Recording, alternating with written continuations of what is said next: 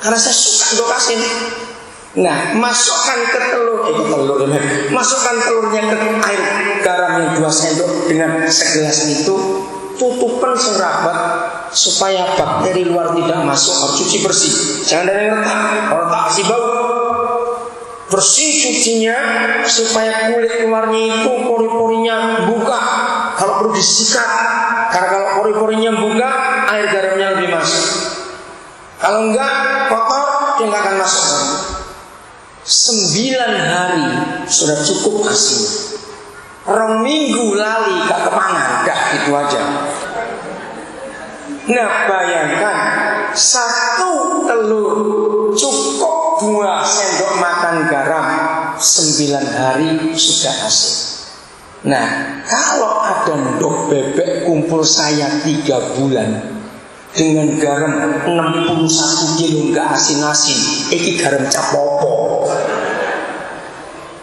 Ngerti ilustrasi ini saudara? Maka itu kalau saya kumpul orang, gak lama pasti asin orang itu. Ngerti ilustrasi ini? Karena saya garam dunia. Maka itu sampai hari ini, saudara, ini saya nggak pernah pengen beli mobil. Maaf ini dalam istilah. Padahal pendeta sekelas saya itu harus bisa punya mobil. Kenapa saya nggak mau punya mobil? Dengarkan, saya senang naik taksi, saya senang naik angkot, saya senang naik becak. Maka itu nanti ingatkan saya kalau di surga, tak kenal berapa banyak tukang becak bersama keluarganya, berapa banyak supir-supir taksi yang saya bawa. Bukan sombong, itu hati saya sampai hari ini. Karena saya ingin mempermuliakan Papa saya dengan cara menyelesaikan pekerjaannya yang diberikan kepada kita sebagai gereja. Jadi kita harus menabur. Amin. Mungkin kata menginjil gak sulit, nabur saja. Ini yang Tuhan mau. Maka itu siapa yang biasa mendengarkan kita? Ada suatu sopir namanya Kahar. Ini kesaksiannya luar biasa. Suatu kali saya turun di bandara mau dijemput, ada suatu janjian. Kok lama? Nah, ini Kahar ini 2 kali dekati saya. Saya aja lah Pak yang ngantar. Dijemput. Nah, ketika ketiga kalinya dekati, saya jadi nggak enak. Ini supir kok dibilang tidak, kok ngotot lagi. Begitu saya mau naik nada saya, Roh Kudus bilang, aku yang nyuruh dia. Aduh maaf kalau gitu. Lalu saya telepon yang mau jemput. Ternyata aduh maaf ban pecah. Ya kamu gak ngomong dari tadi. Telepon saya tutup, supir ini hilang. Loh ada di mana? Ternyata sudah di lapangan parkir. Saya kejar. Yang malu kan saya. Berarti saya kalah tuh sama dia tawarin gak mau. Saya bilang, ayo antar bapak. Barang-barang saya naikkan. Saya mesti ke sekolah dulu, jadi gak pulang ke rumah. Ke asrama sekolah karena ada barang-barang untuk asrama. Waktu jalan, saya ini ngomong, karena Roh Kudus saya tanya, kalau gitu apa yang saya mesti ngomong pada sopir? Katakan pada dia itu besar dengan neneknya, dan dia itu sakit hati dengan bapaknya. Ya enggak? Saudara, saya kira ngomong, namamu siapa? Kahar. Terus, maaf ya, kok bapak itu merasa bahwa kamu itu benci betul dengan bapak, dan kamu itu besar dengan nenekmu. Saudara, dia noleh ke saya. Saya pikir, wih, dia marah atau bagaimana? Tahu dia pelan-pelan minggir. Wah, belain saya bilang, kenapa ini? Tahu minggir, taksinya itu. Dia berhenti, bapak dukun ya? Bukan, saya pendeta. Kenapa bapak bisa tahu? Waktu itu dia baru menikah, istrinya baru hamil. Saya memang besar dengan nenek saya. Saya nggak suka bapak saya. Saudara, karena saya sibuk, dia juga sibuk. Saya bilang, nanti malam kamu ada waktu enggak? Ada. Kamu tahu toko kaset di Jalan Indo? Iya. Saya nginep tuh kaset itu. Nanti malam kamu datang. Terserah kamu mau jam berapa. Saya pikir nggak datang. Ternyata dia datang.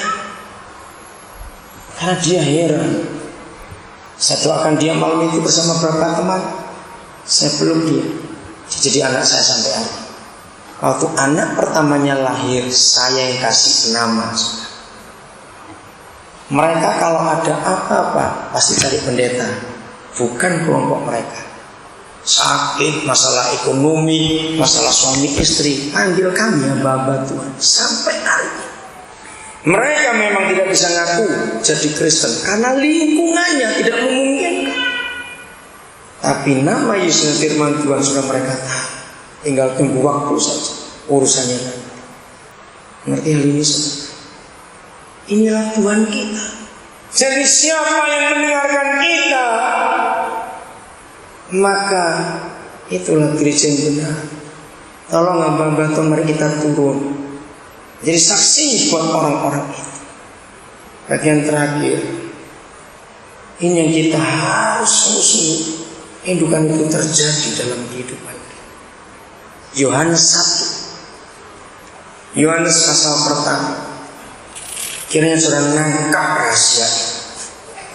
Sekarang di rumah kami ada seorang namanya Pepen, Sunda asli, masih Islam.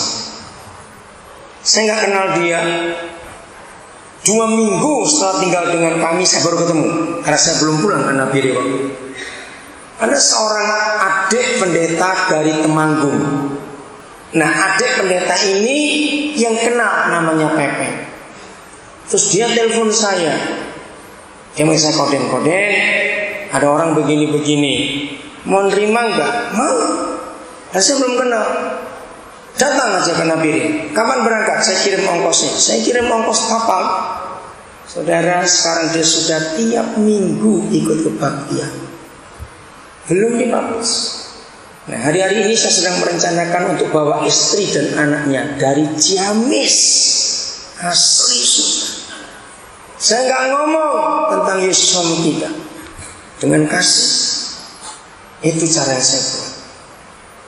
Tanggal 5 Maret 2005, saya di kota Kendari. Ada gereja yang undang untuk buat KKR anak muda di sebuah restoran. Acaranya bukan kebaktian formal, jadi santai anak muda dengan UH band. Tiba acara tanya jawab. Ada satu orang berdiri, tanyanya itu aneh, bukan Kristen. Saya bilang, oh gitu nanti ya, selesai acara ini baru kita ngomong. Selesai saya tanya, loh kamu kok bisa masuk ke sini? Kamu bukan Kristen. Kami 2 istri lagi hamil sekarang. Kami 2 ini lapar, nggak punya uang. Waktu kami lewat di depan restoran ini, kok ada rame-rame, kami berhenti.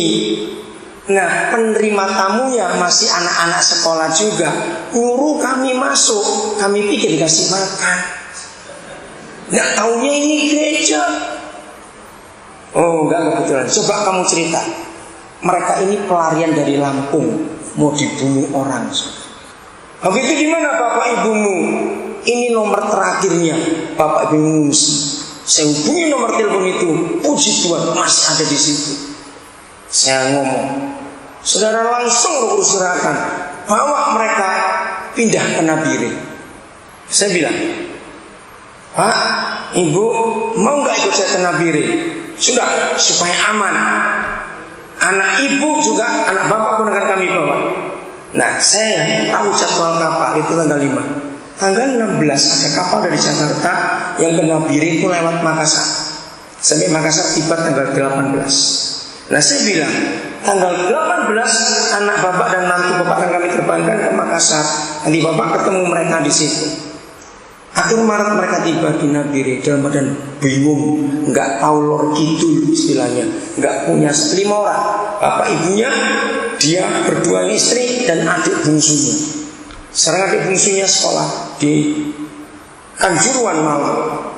Tingkat cerita saudara. Kami nggak ngomong Yesus, nggak ngomong apa-apa. Kami cuma nampung, ayo tinggal.